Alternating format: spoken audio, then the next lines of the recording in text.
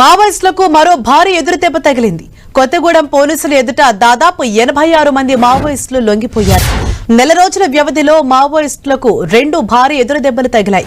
గత నెల మార్చిలో 64 మంది మావోయిస్టులు లొంగిపోగా తాజాగా మరో 86 మంది మావోయిస్టులు జిల్లా పోలీసుల ఎదుట లొంగిపోయారు. నెల రోజుల వ్యవధిలో 2 సార్లు పెద్ద ఎత్తున మావోయిస్టులు లొంగిపోవడం కీలక పరిణామమని రాష్ట్ర ఐజీపీ చంద్రశేఖర్ రెడ్డి అన్నారు. లొంగిపోయిన మావోయిస్టులకు ప్రభుత్వం పునరావాసం, ప్రత్యేక ప్యాకేజీలను అమలు చేస్తామని ఐజీపీ తెలిపారు. తెలంగాణ ప్రాంతంలో ఇంకా 95 మంది వివిధ క్యాడర్లకు చెందిన మావోయిస్టులు ఉన్నట్లు ఆయన తెలిపారు.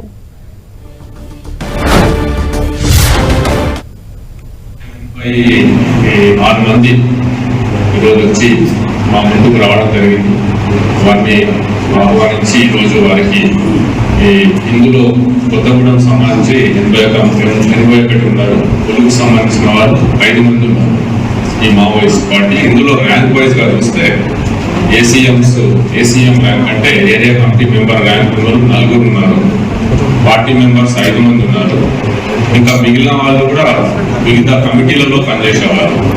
మరి మేము కూడా వారికి ప్రభుత్వం తరఫున వారికి రావాల్సిన రివార్డ్ అమౌంట్ కూడా వారికి ఆల్రెడీ ఇవ్వడం జరిగింది.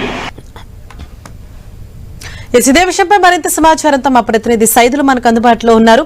సైదులు, అంటే గడిచిన 2 నెలల వ్యవధిలోనే భారీగా, అంటే చాలా పెద్ద ఎత్తున మావోయిస్టులు పోలీసుల ఎదుట లొంగిపోతూ ఉన్నారు. అంటే ఈ పరిణామాన్ని ఏ విధంగా చూడాలి, పోలీసులు ఏం చెప్తున్నారు? హరీష, ఛత్తీస్గఢ్ లో దండకార్యాన్ని పోలీసు బలగాలు పెద్ద ఎత్తున కూడా కేంద్ర రాష్ట్ర ప్రభుత్వాలకు సంబంధించిన బలగాలు జల్లెడ పడుతున్నాయి. ఈ జల్లెడ పడడంతో పాటు కూంబింగ్ లో ఎదురుపడినటువంటి మావోయిస్టులను కాల్పుల్లో మొత్తం ప్రాణాలు కోల్పోతున్న పరిస్థితి. ఒకవైపు ప్రాణాలు కోల్పోతున్నారు, మరోవైపు దండకారణ్యమైనటువంటి అబూజ్మడ్ లాంటి ప్రాంతాలను కూడా ఖాళీ చేసి వలసగా వెళ్లాల్సిన పరిస్థితులు ఏర్పడుతున్నాయి. మరోపక్క ప్రాణాలను కాపాడుకునేందుకు పెద్ద ఎత్తున కూడా లొంగిపోతున్నారు. ఇప్పటికే ఛత్తీస్గఢ్, బీజాపూర్, సుకుమా ప్రాంతాలకు సంబంధించినటువంటి దాదాపు 86 మంది మిలిషియా సభ్యులు, అదేవిధంగా పార్టీకి సంబంధించిన అంటే సిపిఎంఎల్ మావోయిస్ట్ పార్టీకి సంబంధించిన కీలకమైన నేతలు ఎవరైతే ఉన్నారో ఒక 4 పార్టీకి సంబంధించిన కీలకమైన నేతలు కూడా ఈ రోజు ఐజీ చంద్రశేఖర్ రెడ్డి, అదేవిధంగా భద్రాచలం ఎస్పీ రోహిత్ రాజు సమక్షంలో మొత్తం కూడా లొంగిపోయిన పరిస్థితి కనిపిస్తుంది. దాదాపు వారం రోజుల వ్యవధిలోనే పెద్ద ఎత్తున 60 మంది పైగా కూడా మావోయిస్టులకు కీలకమైన నేతలు, మిలిషియా సభ్యులు కూడా, పార్టీ సభ్యులు పూర్తి స్థాయిలో కూడా లొంగిపోయారు. ఒక నెల రోజుల వ్యవధిలోనే పెద్ద ఎత్తున కూడా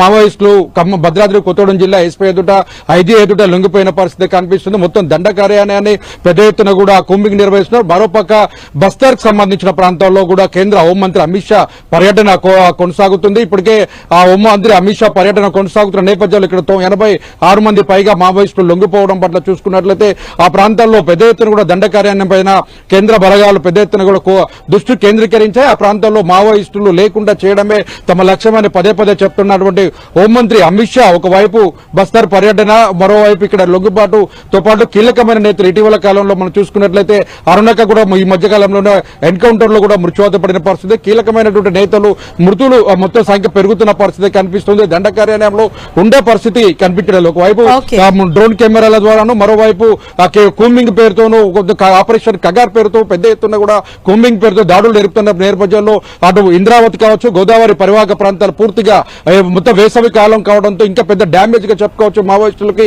షెల్టర్ జోన్లు మొత్తం కూడా ఎండిపోవడంతో ఆ ప్రాంతంలో లేనటువంటి పరిస్థితుల్లో కూడా షెల్టర్ జోన్ లో సేఫ్ జోన్ కాకపోవడంతో వారంతా కూడా ఎన్కౌంటర్ లో ప్రాణాలు కోల్పోవడం, మరోపక్క వలసవాదులుగా బయట ప్రాంతాలకు తరలి వెళ్తడంతో కొంతమంది ఇప్పటికే పోలీసులు ఎదుట లొంగిపోతున్నారు. ఇప్పటికే ఐజీ చెప్పి మొత్తంగా శాంతియుతంగా ఉన్నటువంటి అందరూ కూడా లొంగిపోవాలి. శాంతి చర్చలకు సంబంధించి ప్రభుత్వం చర్యలు దానికి సంబంధించినటువంటి ఏదైతే చొరవ ఉంటుందో ఆ చొరవ తీసుకునేందుకు కేంద్రంతో ఇటు రాష్ట్రాలతో మాట్లాడే అవకాశం ఉంటుందని కూడా చెప్పడం జరిగింది. ఇప్పటికే ఎవరైతే అనుమానితంగా ఉన్నారో, అనారోగ్య పాల్గొన్నటువంటి మావోయిస్టులందరూ కూడా లొంగిపోవాలని చెప్పారు. ఇప్పటికే లొంగిపోయినటువంటి వరకు ఒక్కొక్కరికి ₹1,00,000, ₹25,000 చెప్పిన పరిహారం నుంచి ప్రభుత్వం నుండి రావాల్సినటువంటి పరిహారాన్ని అందిస్తామని కూడా ఐజీ చెప్పారు.